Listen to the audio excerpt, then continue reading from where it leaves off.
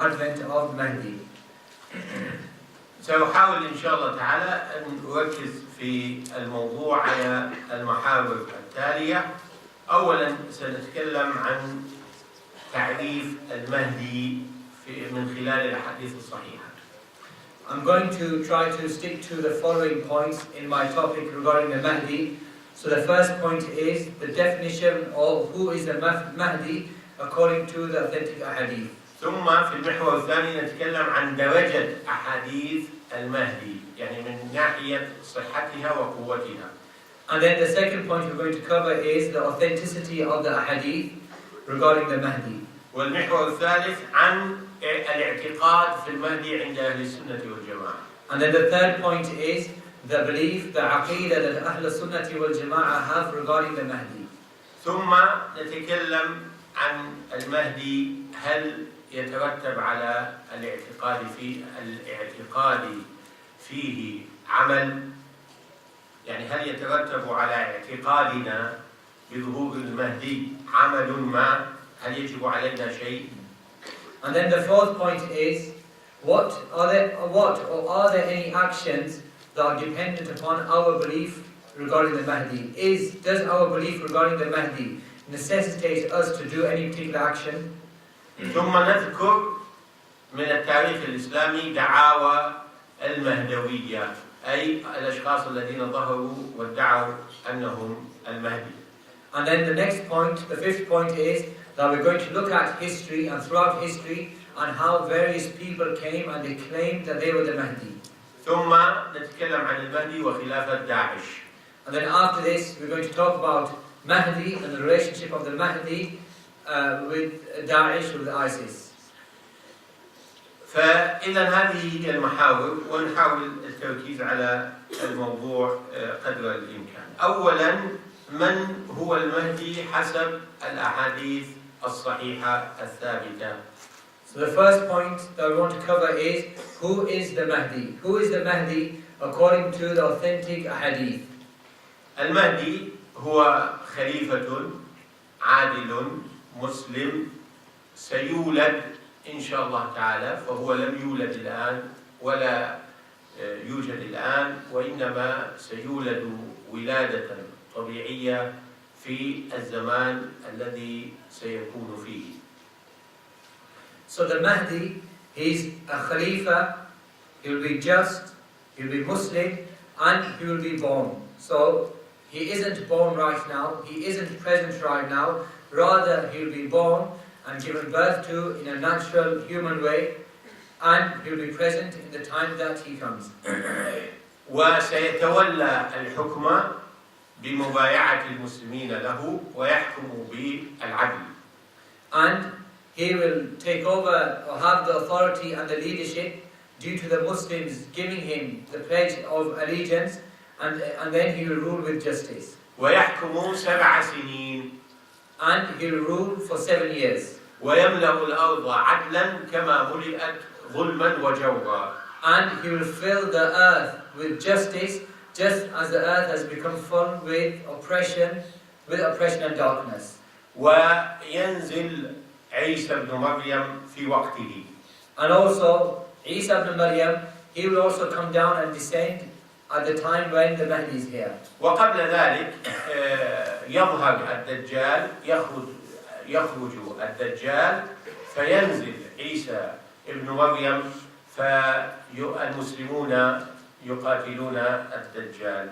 And before that time, the Dajjal will come down, and then Isa alayhi salam will come down, and the Muslims will fight along with Isa alayhi salam in order to kill the Dajjal. وعيسى ابن مريم هو الذي سيقتل المسيح الدجال. And it is Isa ibn Maryam who will kill and fight المسيح الدجال.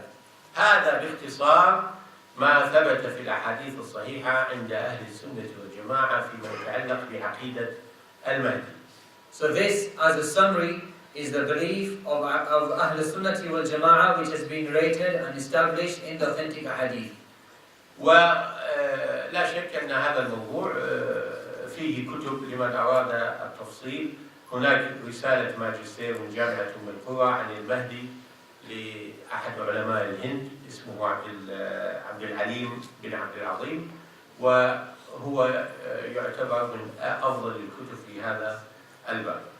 And there's many books regarding the Mahdi. If anybody wants to read about the Mahdi, many books have been written. Amongst them is a book which was a master's thesis in the University of al-Qura in Mecca by somebody who was Indian called Abdul Alim ibn Abdul Azim. And this is one of the best books that has been written regarding the Mahdi. ما هي صفات المهدي من خلال الأحاديث الصحيحة؟ What are the characteristics or the descriptions of the Mahdi looking at the authentic hadith? اسمه يواطئ اسم النبي صلى الله عليه وسلم، أي اسمه نفس اسم النبي صلى الله عليه وسلم، وكذلك اسم أبيه فهو محمد بن عبد الله. So his name, the name of the Mahdi, is same as the name of the Prophet sallallahu alaihi wasallam, and the name of his father is same as the name of the father of the Prophet sallallahu alaihi wasallam, and therefore the name of the Mahdi is Muhammad ibn Abdullah. وهو من أهل البيت، بيت النبي صلى الله عليه وسلم، من ولد فاطمة، والصحيح في هذا أنه من ولد الحسن بن علي بن أبي طالب، يعني يرجع نسبه إلى الحسن. And he will be from the Ahlul Bayt, from the family of the Prophet sallallahu alaihi wasallam, and he will be from the children of Fatima alayhi salam radiyallahu anha. And also, the correct opinion is that he will be from the descendants of Al-Hasan ibn Ali ibn Abi Talib. وقال بعض العلماء أن الحكمة في هذا أن الحسن تنازل عن الخلافة حقنا لدماء المسلمين وتواضعا منه وطلبا للآخرة، فعوضه الله بهذا الإمام العظيم من ذريته. And some of the scholars have mentioned that the wisdom behind the Mahdi being from the descendants of Al-Hasan ibn Ali is that Al-Hasan ibn Ali, he gave up his rulership, he gave up his Khilafah, to Muawiyah radiallahu anhum. And he did this in order to protect and safeguard the blood of the Muslims. And this was humility, or this was humbleness from him. And he desired the hereafter instead of desiring this world. And then Allah subhanahu wa ta'ala, he exchanged this for giving Khilafah to one of his descendants who would be a great Imam. يصلح الله في ليلة. ما معنى يصلحه الله في ليلة؟ أي أن المسلمين رغم تفرقهم فإنهم يجتمعون عليه ويتواطؤون عليه وتتفق كلمتهم عليه، فلا تكون في بيعته يعني فتنة وفرقة، بل يكون اجتماع وتآلف، كما اجتمع المسلمون على أبي بكر الصديق. ولهذا كان هذا الاجتماع على أبي بكر الصديق كان فضلا ونعمة من الله سبحانه وتعالى على المسلمين في وقت كان يمكن أن تقع فتنة عظيمة، فالله جمع الكلمة على أبي بكر الصديق، وكذلك سيجمع الكلمة على المهدي. And within one night, Allah Azza wa Jalla will rectify the situation. What's meant by this is that all of the Muslims, despite the differing and the discord and the divisions that exist between them, when the Mahdi will come, then within a night, everybody will become united behind him. And therefore his Khilafah will be a blessing. Just like the people united behind Abu Bakr radiallahu anhu. And when the people united behind Abu Bakr radiallahu anhu, then the causes of disunity and trouble were there. However, the Khilafah of Abu Bakr, it was a ni'mah, a blessing from Allah, which brought all of the Muslims together. And like this, the Khilafah of the coming of the Mahdi will be a blessing by which Allah will unite the Muslims together. والمهدي سيملأ الأرض عدلا وقسطا كما ملئت ظلما وجورا، يعني يظهر بعد أن يشتد الفساد على وجه الأرض. And the Mahdi, he will come and restore justice on the earth. And he will do this just as the earth becomes full of oppression and darkness, which means that he will only come in a time when the darkness and the ignorance and the injustice and oppression has become widespread upon the earth, time of evil. ويرى بعض العلماء أنه هو المقصود في الحديث بأنه الإمام الذي يبايع بين الركن والمقام، يعني يبايع في المسجد الحرام في مكة. And some of the scholars, they are of the opinion that the hadith which mentions the Imam who will be given the pledge of allegiance between the rukn of the Kaaba, the corner of the Kaaba, and the maqam, this is him. Meaning, the pledge of allegiance will be given to him inside Masjid al-Haram near the Kaaba. ويملك 7 سنين. And he ruled for 7 years. ويلي في آخر الزمان، أي زمانه زمان تتابع أشراط الساعة وظهورها، فزمانه نهاية العالم. And that he will come towards the end of the time. Meaning, when he comes after him, the various signs will start coming one after the other. So the time of Mahdi and the rulership of Mahdi is the time towards the end of time. وفي زمانه يكثر الخير، فتكثر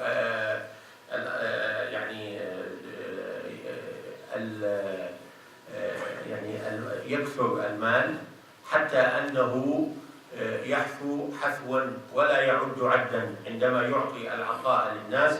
كذلك أن الأرض تخرج خيرها فتكثر المزروعات وتكثر الثمار، وكذلك ينزل الله سبحانه وتعالى الغيث على الناس. And when the Mahdi will appear, when he will rule over the people, then there will be much goodness, much wealth and prosperity in the earth. And all of this wealth and prosperity, people will have so much that they won't be able to count and enumerate what they have. And the meaning is that the fruit and the vegetation that will be produced from the earth and the rain that will come down from the skies will be plentiful. وأن عيسى عليه الصلاة والسلام سيصلي خلفه كما في الصحيحين، عندما ينزل فيقدمونه للصلاة فيقول بل إمامكم منكم. And also, as is mentioned in Sahihain, Sahih Bukhari and Muslim, that Isa alayhi salam, he will pray behind the Mahdi.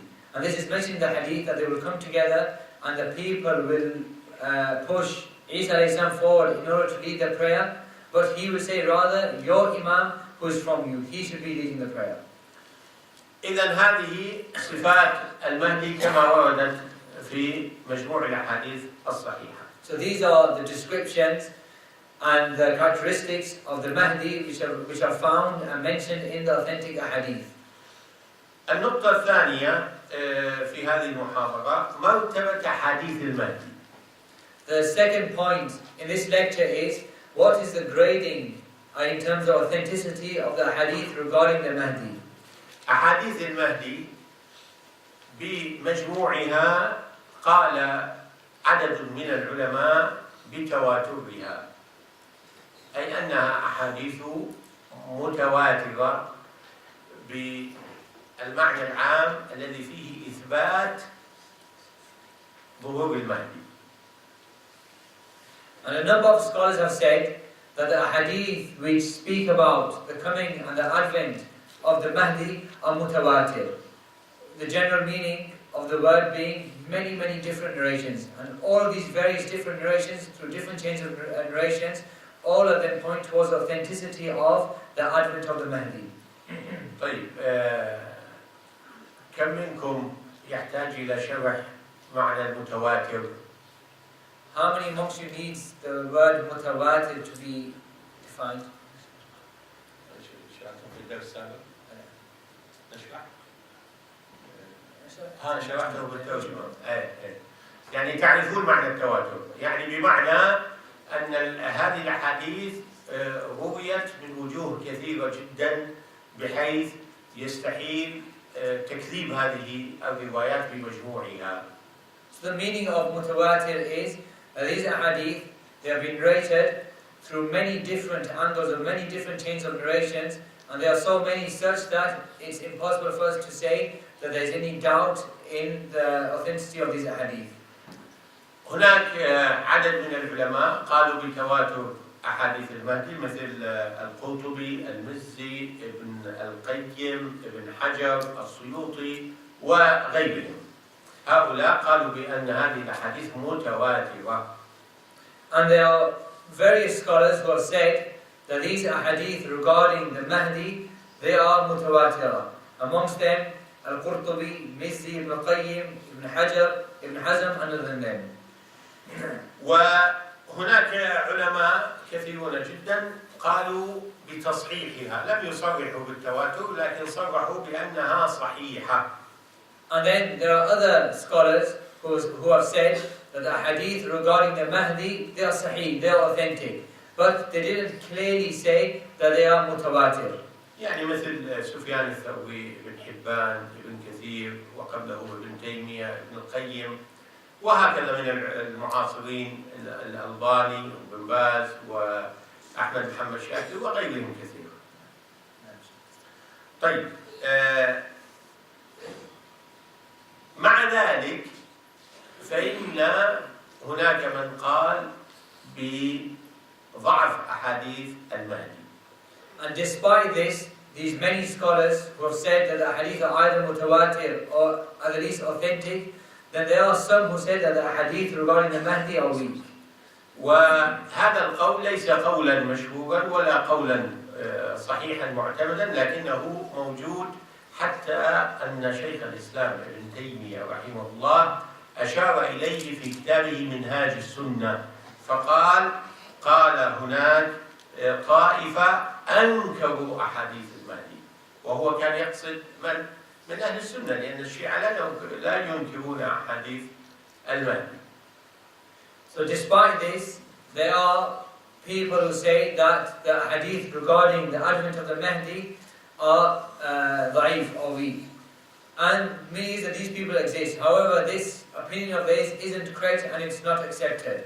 But Ibn Taymiyyah rahimahullah mentioned in his book, for example, Minhaj al-Sunnah, he said that there is a group of people who deny the coming of the Mahdi. And he was referring to people from amongst Ahlul Sunnah. Because of course the Shia, they don't deny the coming of the Mahdi. وبعد ابن تيمية جاء ابن خلدون المتوفى سنة 808 من الهجرة ورد أحاديث المهدي. And then after him came Ibn Khaldun.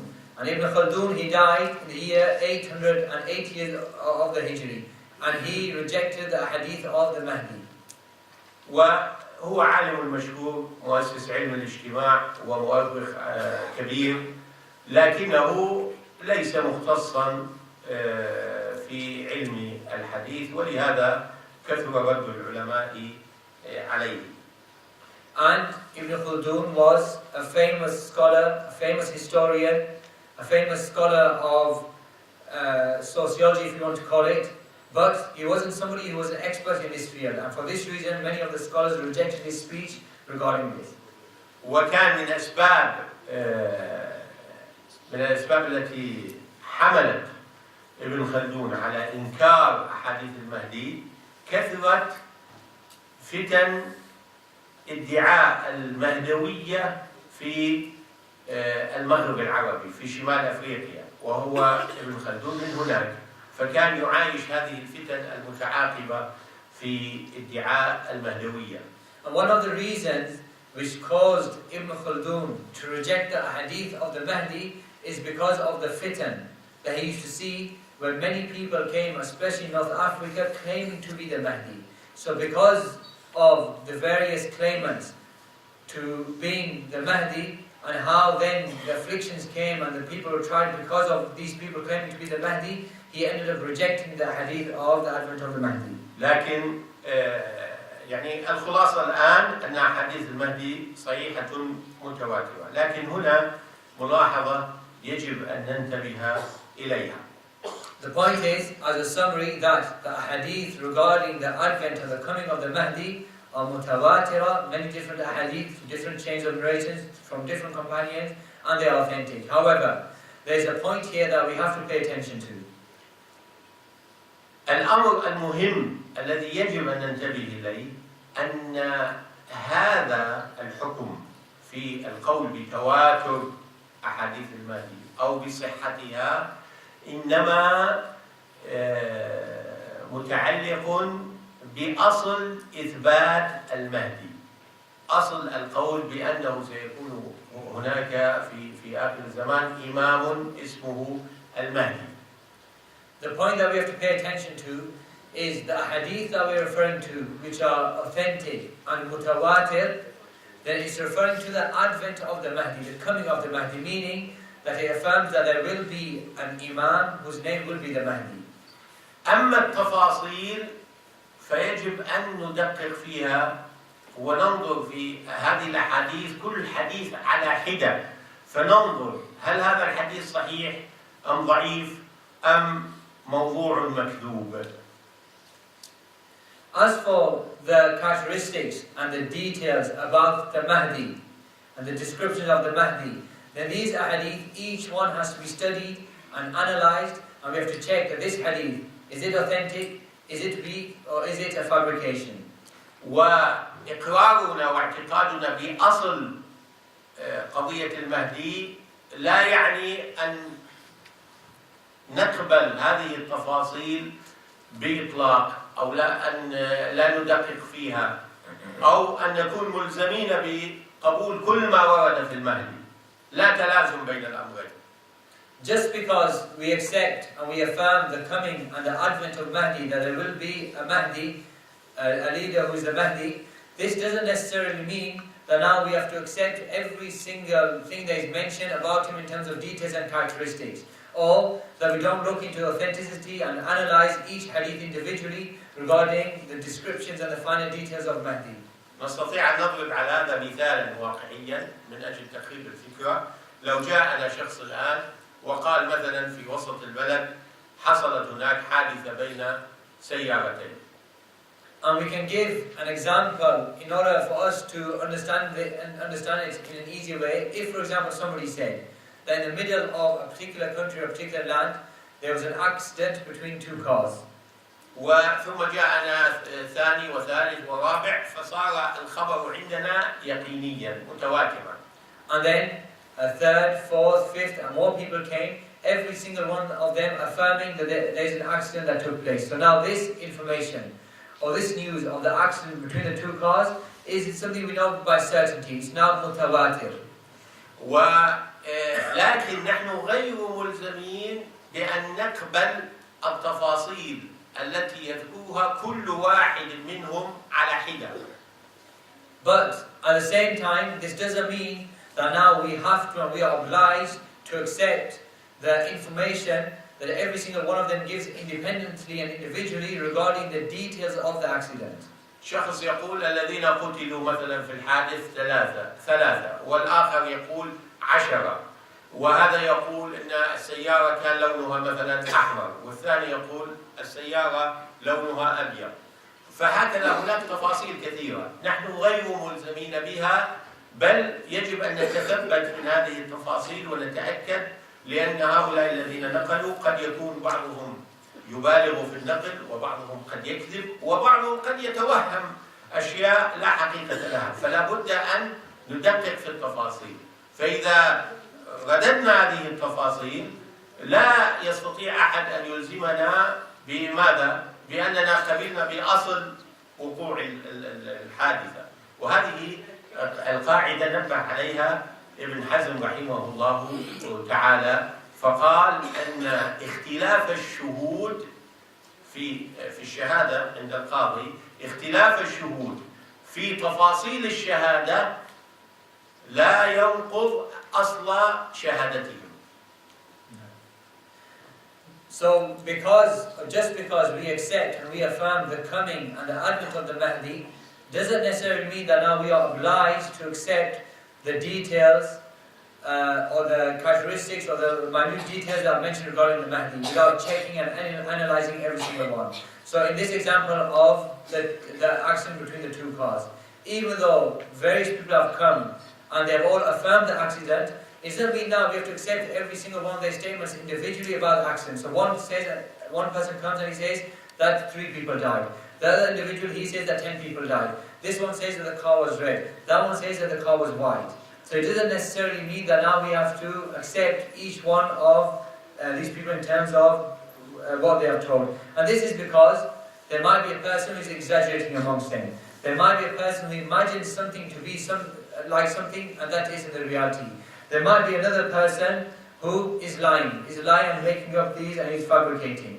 And this is something which Ibn Hazm, rahimahullah, he mentioned. He said that when we have various witnesses, the details of or the contradicting reports that each one gives individually doesn't necessarily mean that the asl, the base of the witness or the story is false. الأحاديث الواردة عندنا في المهدي تنقسم بهذه النظرة إلى 3 أقسام. So the hadith regarding the Mahdi, when we look at it from this point of view, we can say that the hadith are 3 categories. الأحاديث المجملة التي فيها إشارة إلى المهدي بدون أي تفصيل، وهذه التي في الصحيحين، يعني هذه أصح الأحاديث التي اختارها الإمام البخاري ومسلم وجعلوها في الصحيحين. مثلا إيش؟ حديث عندما ينزل عيسى عليه الصلاة والسلام فيقول إمامكم منكم فقط بدون ذكر المهدي وبدون تفاصيل، هذه إشارة إلى المهدي. The first category of a hadith regarding the Mahdi are those hadith which are very general regarding the coming of the Mahdi. And these hadith, they only contain, or in these hadith, the Mahdi is alluded to, that there will be appear somebody. So for example, these are the hadith which are in Sahih Bukhari and Sahih Muslim. So for example, the hadith of Isa alayhi salam, when he will come and the people will put him forward for the prayer, and he will say, your Imam from amongst you. And he didn't mention that he will be the Mahdi, or his name is such and such, or any of the descriptions. He just said, your Imam who is from amongst you. This alludes to the existence of a person who will lead the people. These are the hadith which Imam Bukhari and Imam Muslim chose and accepted to be authentic in their Sahih. القسم الثاني الأحاديث الصحيحة التي هي في السنن والمسانيد وفيها تصريح بالمهدي لكن من غير تفصيل وهذه أغلبها صحيحة وفيها التفاصيل التي ذكرناها، فيها الأوصاف التي ذكرناها عندما ذكرنا المهدي، لكن ليس هناك تفاصيل كبيرة أو واسعة في هذا الأمر. And then the second category of ahadith regarding the Mahdi are those ahadith which are authentic, mentioned in the books of the Sunan and also the Masanid, which clearly point out the coming of the Mahdi. Very clearly they point out the coming of the Mahdi. But the coming of the Mahdi is mentioned without mentioning the details and the complex descriptions of the Mahdi. So for example, some of the descriptions are mentioned. These descriptions that we mention in general, they are mentioned in these hadith, but not the minute details. فهذان القسمان الأولان. القسم الثالث التي فيها تفاصيل حول ظهوره وجيشه وقتاله والمواضع والأشخاص وما إلى ذلك، فهذه الأغلب الأعم فيها أنها أحاديث ضعيفة ومكذوبة وباطلة. So they are the first 2 types of hadith. Then we have the third category of hadith when it comes to the Mahdi, and they are those hadith which mention details about the coming of the Mahdi, regarding his army and where he will be, where he will come, the people who are with him, the wars that fought under him, the personalities who are around him. Most of these hadith أكثرها يعني الأغلب الأعم فيها إلا ما ندر هي أحاديث ضعيفة وموضوعة. And the Shaykh said that the majority and most of these hadith, we can say that they are weak, ضعيفة, except very rare hadith which are authentic. من ذلك مثلا أحاديث الرايات السود وهي كثيرة جدا. إذا ظهرت الرايات السود فهي تخرج من خراسان، وفي بعض الأحاديث إذا ظهرت الرايات السود فإذا رأيتموها ففيها خليفة الله فبايعوه ولو حبوا على الثلج. وفي لفظ إذا رأيتم الرايات السود فأتوها، خرجت من قبل خراسان، فأتوها ولو حبوا. كما قال الشيخ الألباني رحمه الله تعالى قال كل حديث فيه ذكر الرايات السود فكلها ضعيفة. Some of the hadith, like for example the mentioning of the black flags, all of these are hadith about the black flags, then all of them are weak. So for example, there is a hadith or there is a narration which talks about the appearance of the army who will be carrying black flags coming from Khurasan, and if they appear and if you see them, then amongst them will be the leader or the Khalifa, and if you are able to come to them, then go to them and join them, even if you have to come crawling in snow. And in another narration it's mentioned that again these black flags or this army with the black flags will appear from Khurasan, so come to them even if it is crawling. Shaykh al-Albani rahimahullah, he mentions that all of these ahadith regarding the black flags, anything with the mention of the black flags, all of them are ضعيف, weak. النقطة الثالثة سنتكلم عن الاعتقاد في المهدي عند أهل السنة والجماعة، منزلة هذا الاعتقاد. The third point is that we're going to speak about the belief of Ahl Sunnati wal Jama'ah regarding the Mahdi, or the position or the status of our belief regarding Mahdi. لكن طبعا الوقت يمضي بسرعة فأحاول أن أختصر هذا الأمر. نحن نعتقد بالمهدي حسب الأوصاف التي ذكرناها في أول المحاضرة. The points that need to be covered are many, but we're going to try to summarize due to the lack of time. We, Ahl Sunnati wal Jama'ah, we believe in the descriptions and the characteristics of Mahdi that we have mentioned previously. ولكن ينبغي أن ننتبه أن هذه العقيدة ليست من أصول الدين، ليست من أصول الدين، وليست بمنزلة أشراط الساعة الأخرى الثابتة بأحاديث متواترة هي أقوى وأثبت من أحاديث المهدي. So we believe in the descriptions that we have mentioned previously regarding the Mahdi. However, we have to know that our Aqeedah in the Mahdi isn't necessarily from the usul al-Din, from the core foundations and pillars of, or the core tenets of this religion. So it's not like, for example, the other conditions of the hour that have been mentioned in other places. Those conditions that have been mentioned, those signs, the signs of the hour, then those are more authentic and more established. وهذا بخلاف الشيعة الإمامية الاثني عشرية الذين يعدون المهدي من أصول الدين ويذكرونه في عقائدهم.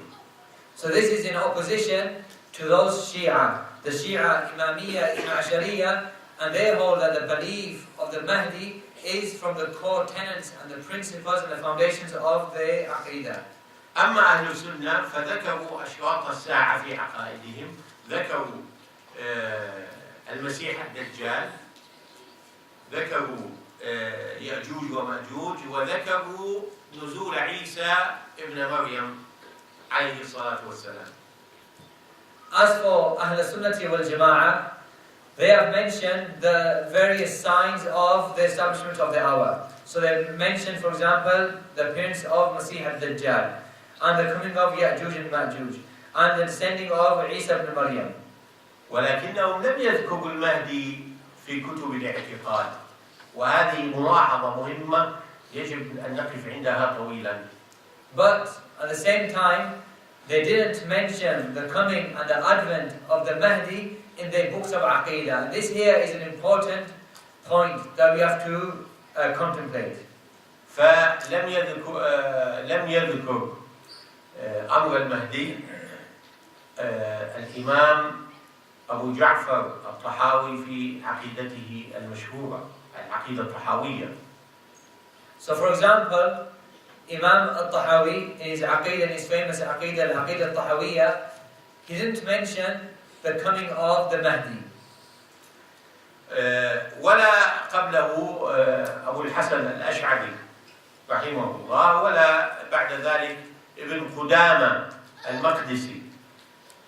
فهؤلاء جميعا لم يذكروا المهدي في الاعتقاد، بل حتى لم يذكره ابن تيمية في كتبه في الاعتقاد، في الواسطية، في التدمرية، في الحموية وغير ذلك. لم يذكروا المهدية في كتب اعتقاد أهل السنة والجماعة.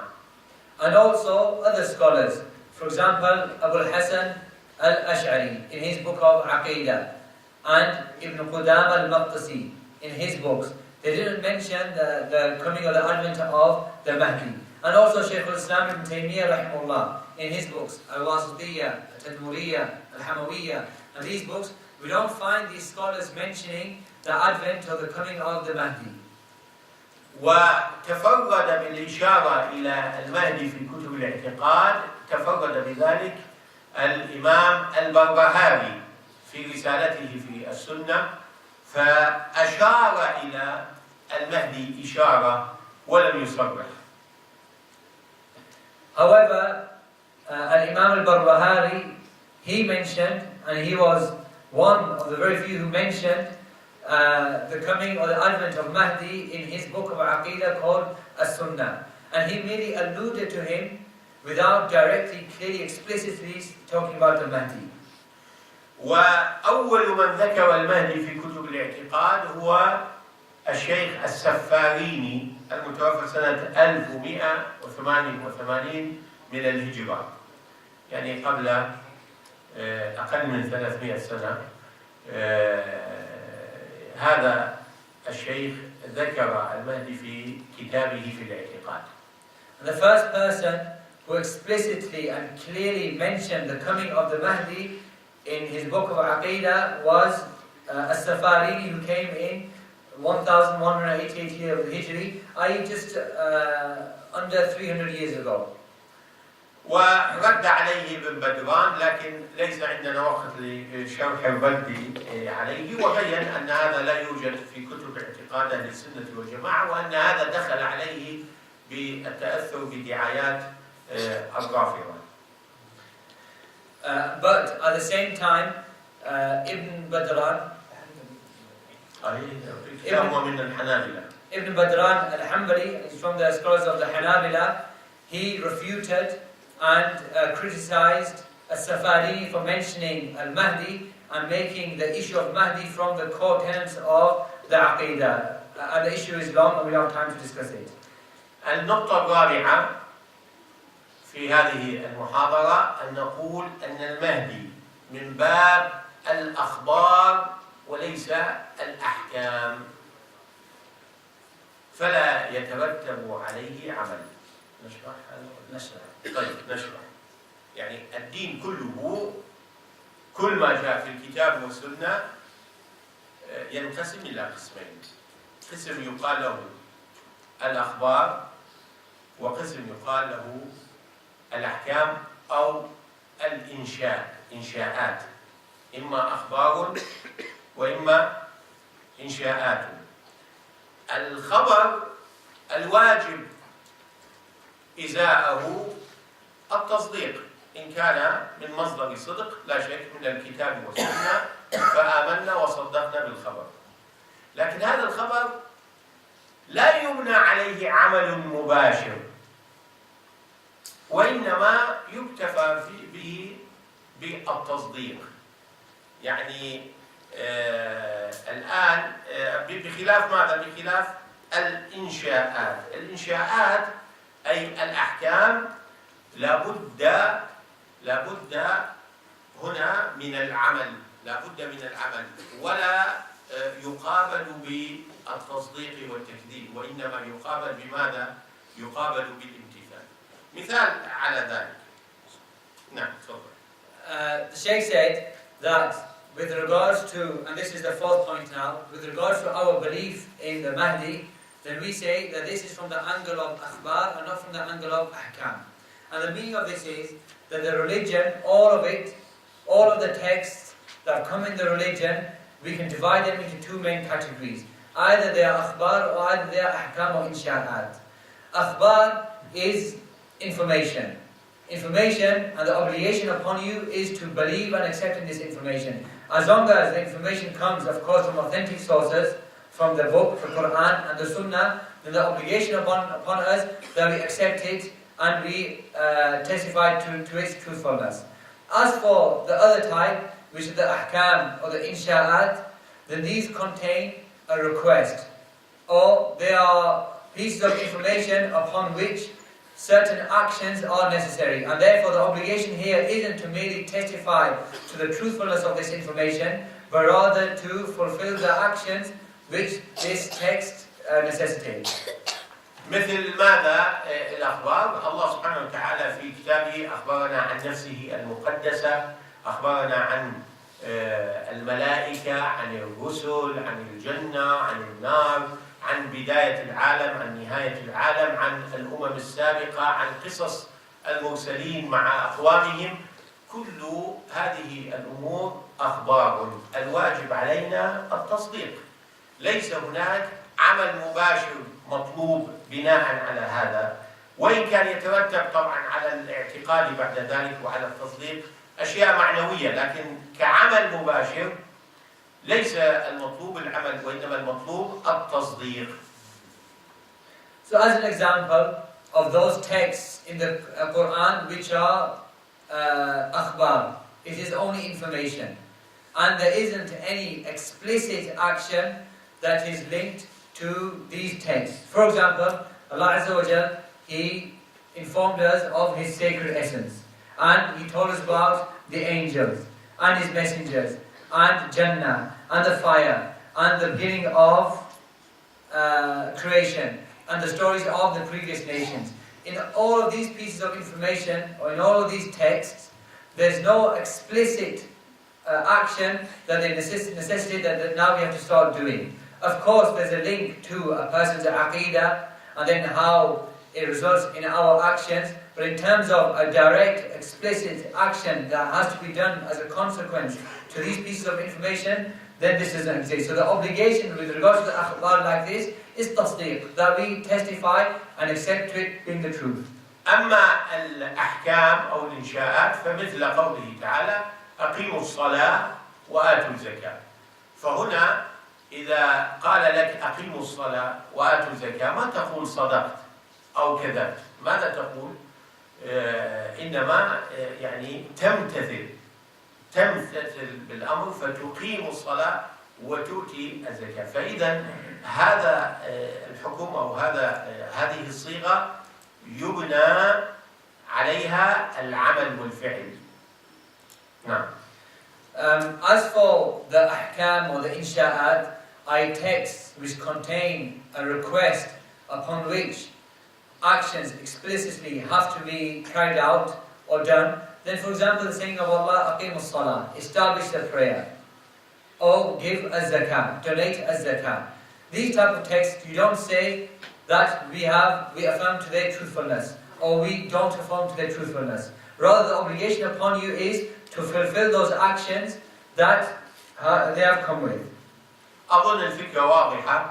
يعني أنا لو قلت لك مثلا في جيبي مثلا 100 دينار، هذا خبر، ليس المطلوب منك يعني شيء في هذا إلا أن إذا كنت تثق فيه تصدق خبري، وإذا كنت لا تثق فيه تكذب خبري. ولكن إذا قلت لك اعطني 100 دينار، فهنا يجب أن تفعل شيئا، إما أن تقول سأعطيك أو تقول لا أعطيك. لا يجب أن تقول صدقت أو كذبت. I think the point is clear. If, for example, I say to you that in my pocket I have 100 dinar, then this is information. And if you trust me, you say yes, it's the truth, we accept it. And if you don't trust me, you say that it's a lie and we don't accept it. And this is the akhbar. But if I said to you, I want you to give me 100 dinar, then you can't say we accept what you're saying or we don't accept what you're saying in terms of truthfulness, but you either do it or you don't do it. ومن هنا فإن القاعدة في علامات الساعة، في أشراط الساعة، في هذه الأحاديث التي وردت عن الزمن القادم، عن الغيبيات، أن الواجب التصديق وليس العمل، ليس مطلوب منا عمل، وإنما المطلوب منا ماذا؟ التصديق بالنبي صلى الله عليه وسلم، وأن هذا من دلائل نبوته.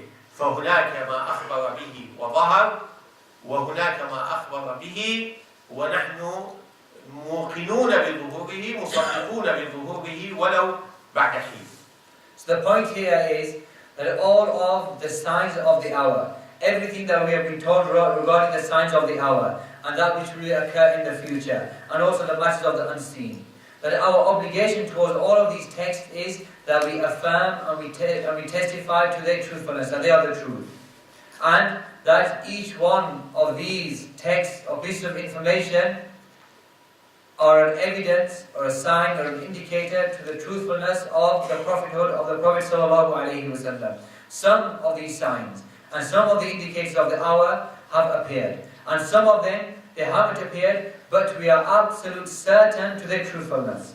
ومن الحكم التي ذكرها العلماء في هذه الأحاديث التي هي أحاديث أخبار لا يبنى عليها عمل، قالوا أن فيها الحث على البداء بالأعمال والمسابقة إلى الخيرات قبل ظهور هذه الفتن. And the Shaykh added previously, he said that the obligation upon us with regards to these texts or these pieces of information about the signs of the hour and so on and so forth is that you have at-tasdeeq, that we testify to their truthfulness. Not that there is an action that we have to do with regards to them. And some of the scholars have mentioned a wisdom behind Allah mainly informing us about these matters. And that is that in the informing and the prophecy of these matters is an encouragement for all of us to start doing righteous actions and to rush to do righteous actions before the hour and the signs come. وقد وردت أحاديث عن النبي صلى الله عليه وسلم تدل على هذا المعنى، أي المسابقة إلى الخيرات قبل ظهور الفتن، مثل حديث بادروا بالأعمال ستا، أي 6 أمور ستظهر فسابقوا إلى الأعمال وسارعوا إلى الخيرات قبل ظهورها. And there are hadith of the Prophet sallallahu alaihi wasallam which prove this point. Like for example, the Prophet sallallahu alaihi wasallam said, rush to do deeds, rush to do righteous deeds before 6 signs appear. الدجال، الدخان، the dukhan, دابة الأرض، and the beast upon the earth, طلوع الشمس من مغربها، the sun rising from the west, وأمر العامة، يعني أمر العامة بمقصود المصائب والنوازل الكبرى التي تمس عامة الناس، مثل الزلازل والكوارث والفتن العامة التي تهلك الناس. and also the general situation that the people will be upon in terms of the calamities that will occur and the earthquakes and those things which will affect the common people. وخويصة أحدكم أي موته، يعني بادر بالعمل قبل أن يأتيك الموت. And then the 6th matter is that affair which is specific to each one of you, i.e. death. Rush and hasten to do righteous deeds and good deeds before death comes to you. ولهذا أيها الإخوة فأهل السنة والجماعة لا ينتظرون المهدي ولا يسمونه المنتظر، وإن وقع في كلام بعض أهل العلم على وجه التسامح أو على وجه الخطأ قالوا المهدي المنتظر. المهدي لا يقال عنه المنتظر، لأن كل أشراط الساعة هي في الحقيقة منتظرة. And therefore, oh brothers, the Mahdi isn't somebody that we have to wait for. And therefore we don't say Al-Mahdi Al-Muntazar, the Mahdi who we are waiting for. Because all of the signs of the hour, they are to be awaited for. Even though this term, Al-Mahdi Al-Muntazar, it was made loosely or from an error by some of the scholars. But we don't say Al-Mahdi Al-Muntazar because every one of the signs of the hour, all of them are muntazar. يعني معنى منتظر ليس أن نفعل شيئا، هذا أمر الواقع كما قلنا، هذه أخبار، نحن ننتظر الساعة المهم أن نبادر إلى الأعمال الصالحة ونفعل ما يجب علينا من الإيمان الصحيح والعمل الصالح، فليس المطلوب منا شيء من العمل في انتظار المهدي. The point behind this whole discussion is that when we say muntazar, it means that we don't need to do certain actions or start preparing for the coming or the advent of the Mahdi. There is nothing which is an obligation upon us in terms of preparing the land or preparing for the coming of the expected Mahdi. Rather, all of the signs of the hour, they will come. And we have certainty with the coming of all of these signs. And there's nothing that needs to be done or acted upon in terms of actualizing its coming. So the obligation upon us is to worship Allah, to do righteous deeds, to fulfill those obligatory, compulsory matters upon us. ولهذا ليس من أدعية أهل السنة والجماعة أن يدعوا الله بظهور المهدي أو بالقتال مع المهدي أو بمناصرة المهدي، هذا ليس عند أهل السنة والجماعة. Because of this, there isn't a legislated dua according to Ahl Sunnati wal Jama'ah that we have to make in terms of the coming of the Mahdi, and that we are made to be from those people who fight along with the Mahdi, or that we aid the Mahdi. These types of supplications aren't from the supplications of Ahl Sunnati wal Jama'ah. وهذا بخلاف الشيعة الإمامية الاثنى عشرية، فإنهم ينتظرون المهدي ويضعون السيوف في بيوتهم ويدعون بظهور المهدي، ويعني من دعائهم المشهور عجل الله فرجه وسهل مخرجه وإلى آخره.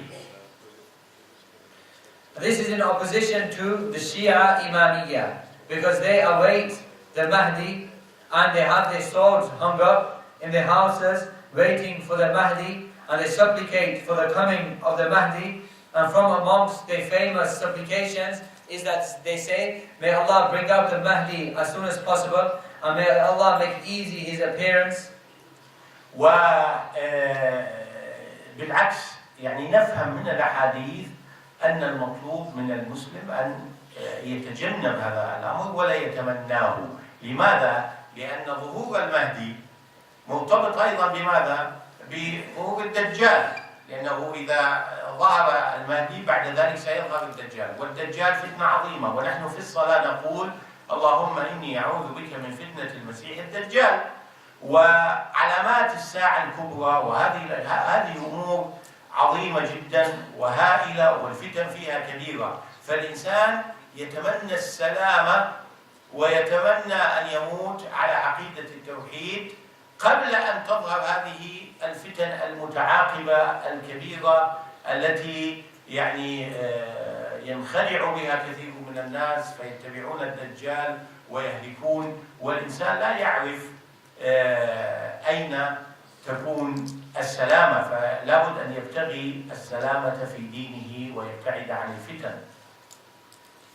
In opposition to this, that which is sought from the believers, and this is what the authentic hadith they prove and they show us, that we shouldn't hope for these matters and make dua for these matters, because when the Mahdi will come, then at the same time the Dajjal will come and the calamities will come, and the Dajjal will come after the appearance of the Mahdi, and all the other various signs of the hour, then they will appear. And therefore the obligation upon the Muslim is that he hopes for and he prays for safety and being guarded, safeguarded from these things, and that a person dies upon at-tawheed, and that person isn't deceived by these affairs like some of the people mentioned. المحور الخامس في هذه المحاضرة أن نتكلم عن الفتن التي حصلت في التاريخ الإسلامي بسبب ادعاء المهدوية من قبل أهل الفتن، من قبل الخوارج، من قبل الشيعة والباطنية. The fifth point that we want to cover are some historical facts of the calamities and the problems, the afflictions that occurred amongst the Ummah throughout Islamic history, from the Khawarij and the Shia and the Batiniya, when people claimed to be the Mahdi. لكن طبعا لا وقت لهذه الفقرة، لكن ربما تعرفون أن من آخر الفتن فتنة القاديانية الذين يسمون أنفسهم بالأحمدية القاديانية. فمرزا غلام القادياني ادعى المهدوية، وكذلك أيضا فتنة جهيمان في يعني الأول من محرم سنة 1400 في مكة المكرمة، حيث ادعوا المهدوية لواحد منهم اسمه محمد بن عبد الله، فادعوا أنه المهدي، واحتلوا المسجد الحرام في مكة المكرمة وعطلت الصلوات وأدخلوا السلاح إلى تلك البقاع المقدسة وسفكوا الدماء، وكانت فتنة عظيمة. فهذه الأمور ربما تجدونها في يعني تستطيعون تراجعوها ولا مجال لشرحها. Of course, we don't have the time to start speaking about all of the events that took place throughout history when it comes to people claiming to be the Mahdi. But for example, we have the Qadianiyya, those people who call themselves the Ahmadiyya, and they claim that this person was a Mahdi. And then also recently, 1400 year Hijri, we had the fitna of Juhayman.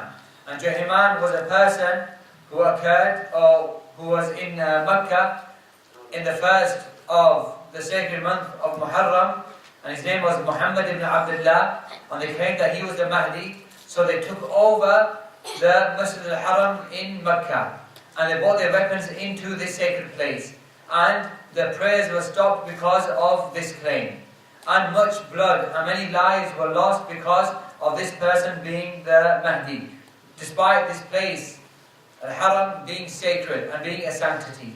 The point is that various events have occurred throughout history in which people have claimed to be the Mahdi, and then this has resulted in much fitna, much calamities and afflictions. And we don't have the time to detail them right now, but they are mentioned in various sources that you can go back to.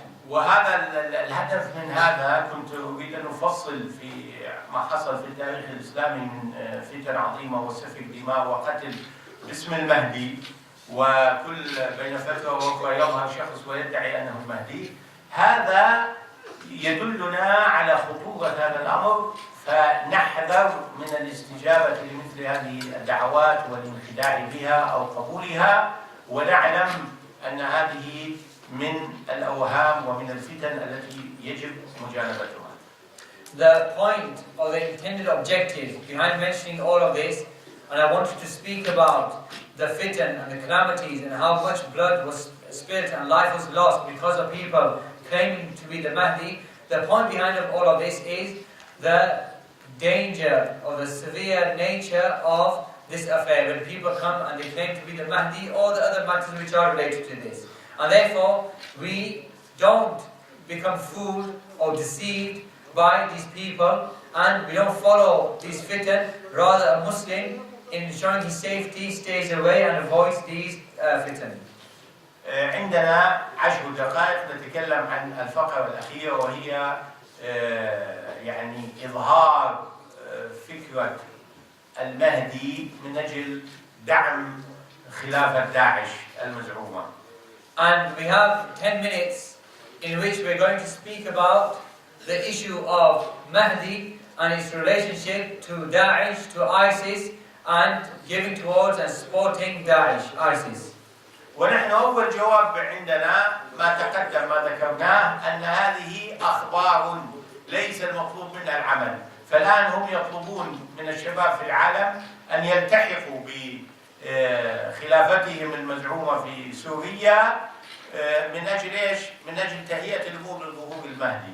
فهذا أول شيء ما بيناه، هو خطأ في الفهم وضلال في الفهم، لأنه ليس المطلوب منا أي عمل فيما يتعلق بأشراط الساعة. So the first point I want to make is the point that we've been making previously. That when it comes to the texts, all the information that has been given to us throughout the authentic hadith regarding the advent and the coming of the Mahdi, then the obligation upon us is to testify to its truthfulness. Not that there's any particular actions that are now an obligation upon us in terms of preparing for the coming of the Mahdi. النقطة الثانية ما ذكرناه. And now these people, ISIS, they claiming that because of the black flags and because of the alleged Khilafah in Syria, that people now have to come to them and support them in order for them to prepare the land and the arena for the coming of the Mahdi. نعم. النقطة الثانية أيضا ذكرنا أن كل أحاديث الرايات السود كلها ضعيفة، ومن حسن من العلماء شيئا منها فإن ذلك لا ينفي عنها الضعف والنكارة. The second point, we've already mentioned that the various narrations and stories about the coming of the black flags and the appearance of the black flags, we have said that all of these ahadith are weak. And whoever from the few who said that the hadith are good in its grading, then in reality this doesn't take away anything from the weakness of the hadith. ثم هم يتوهمون أن حديث الملحمة يسندهم في هذا الأمر. ما هو حديث الملحمة؟ هناك حديث في صحيح مسلم أنه في آخر الزمان تكون هناك واقعة حرب بين المسلمين والروم في بلاد الشام في منطقة اسمها دابق. And then the third matter is that those people, they speak about the Malhama, the great war that's going to take place. And this is something which has been mentioned, the great war which is going to take place between the Romans and between the Muslims in a place in Syria called Dabiq. ليس عندنا وقت لقراءة الحديث، ولكن باختصار الحديث في صحيح مسلم أن الروم ينزلون في قبل قيام الساعة ينزلون في منطقة اسمها دابق أو الأعماق. الأعماق. The hadith is in Sahih Muslim, and we don't have the time right now to read all of the hadith, but the story is that the Romans, and it's in Sahih Muslim, they will descend before the hour, they will come down or come upon a place in Syria called Dabiq or A'maq. وهناك سيكون في مقابل هؤلاء يكون المسلمون في الشام جبهة ضدهم. And in opposition to the coming of the Romans in that place in Sham, there will be a front of the Muslims who will oppose them. ثم يخرج جيش من المدينة هم خيار الأرض يومئذ يخرجون باتجاه الشام. And then a group of people or an army will leave Medina in order to go out towards them. And this group of people, or this army who leaves Medina, they will be the best of the people of Medina. والروم يقولون لهؤلاء الجنود أو لهذا الجيش الذي جاء من المدينة، يقولون أنتم لا تتدخلوا في هذه المعركة، نحن نريد أن نقاتل هؤلاء الذين في الشام. And then the Romans who are there in this place in Sham, they will say to the people of the army that is coming from Medina that we don't want you to enter into this affair, interfere in this affair. We are really killing those people in Sham. وفي الحديث إشارة إلى أن هؤلاء المسلمين في الشام فيهم أناس من الروم يكونوا جاءوا إليهم وأسلموا والتحقوا بهم. And also the hadith alludes to the fact that those people in Sham, there will be amongst them some people from amongst the Romans.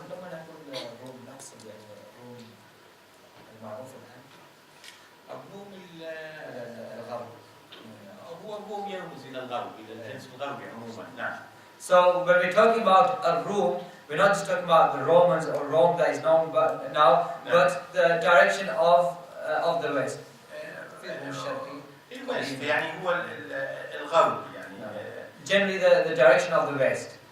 فيقول هذا الجيش من المدينة يقولون لا نترك لكم إخواننا فيقاتلون الروم فتصبح هناك مذبحة أو ملحمة أو حرب كبيرة وعظيمة فينتصر المسلمون عليهم.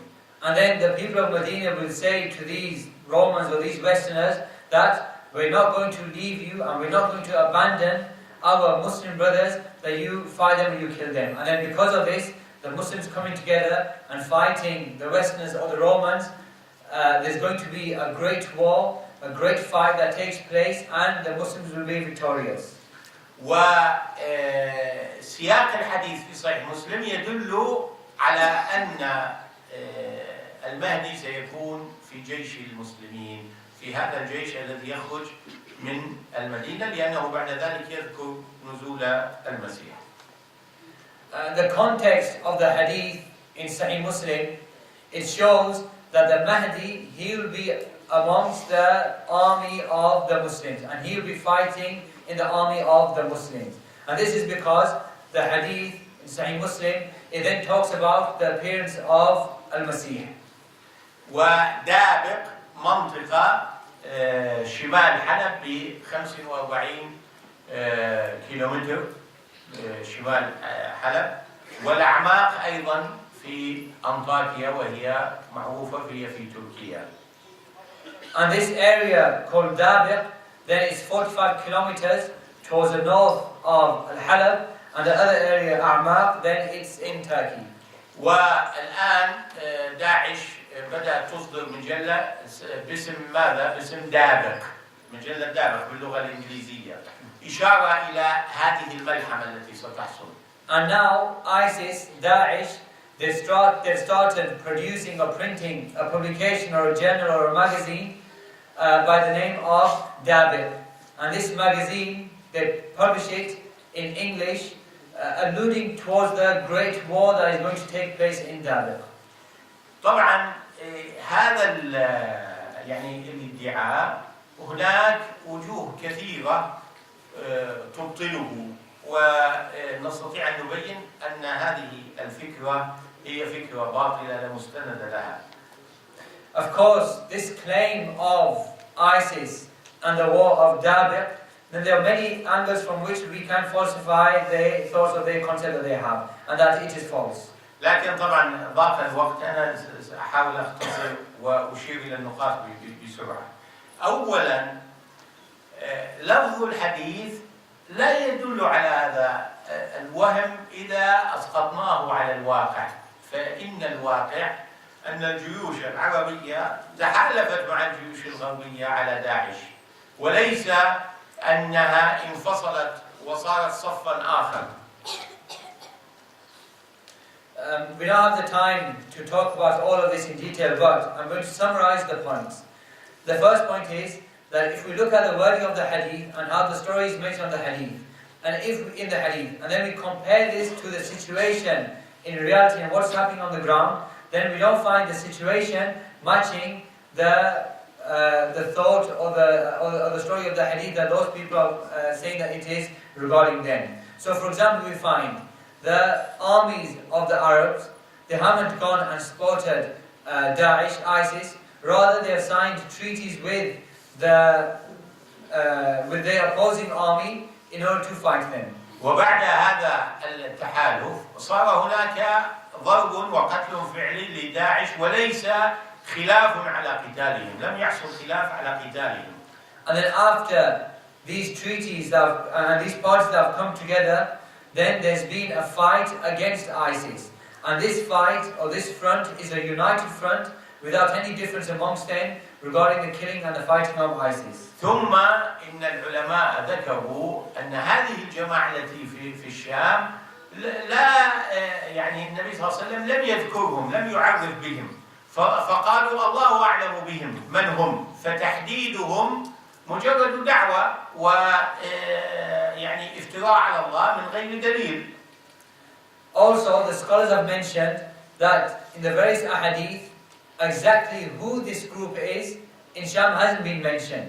And therefore, the alleged claim of the various groups who are now specifying that this group is ISIS or this group is a particular Jama'ah, then this is a mere claim. In fact, this is a lie upon Allah and speaking about religion without any proof. ثم الأمر الآخر أن إبراز هذه الفكرة والسعي لها كما قلنا أنها يعني من خلال هذه المحاضرة ليست موجودة عند المسلمين، فهم أصلا أخذوها من النصارى.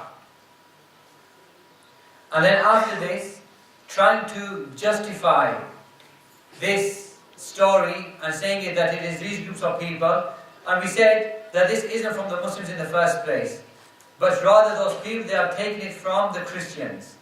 عندنا فقط أخبار نصدق بها ونعلم أنها تقع، لا ندري تفاصيلها الدقيقة، لا نعرف وقتها ولا نعرف كيف ستقع وممن تقع ومن سيكون، نعرف فقط الخطوط العريضة. هذا الذي نصدق فيه. So we have said that when it comes to this great war and these the details of this thing, we only know that it's going to occur. It's only akhbar, it's only information that we testify to its truthfulness. We don't know, and we haven't been told in the hadith regarding the further details of this great war, when it will occur, how it will occur, who will the people be who are participating in the great war, who it will be upon. The only thing that we have is the general story of the occurrence of the Malhama, a great war.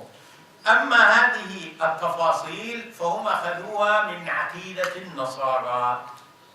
As for the details of the war, then they have taken it from the belief and the Aqeedah of the Christians.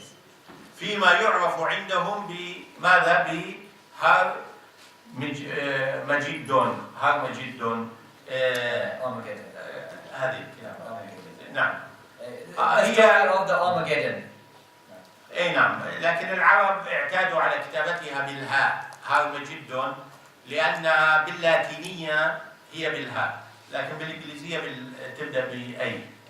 So in English it's Armageddon, but the Arabs they say Harmageddon because in Latin, the actual Latin word, it begins with a letter denoting a H. هذه وردت في العهد الأخير، العهد الجديد. هذه نظرية عند النصارى أنه ستكون هناك ملحمة في سهل فلسطين بين الخليل والضفة الغربية في منطقة هناك، وما زالت هذه المنطقة معروفة واسمها مجدون. أي يعني في الإنجيل وليس في التوراة، في العهد الجديد وليس في العهد القديم، في العهد الجديد. So this story, the story of the Armageddon, is mentioned in the New Testament, not in the Torah or the Old Testament, but it's mentioned in the New Testament. How towards the west of Palestine, there's this place where this fight is going to take place. And even now, this place, it's there and it's called Majidun.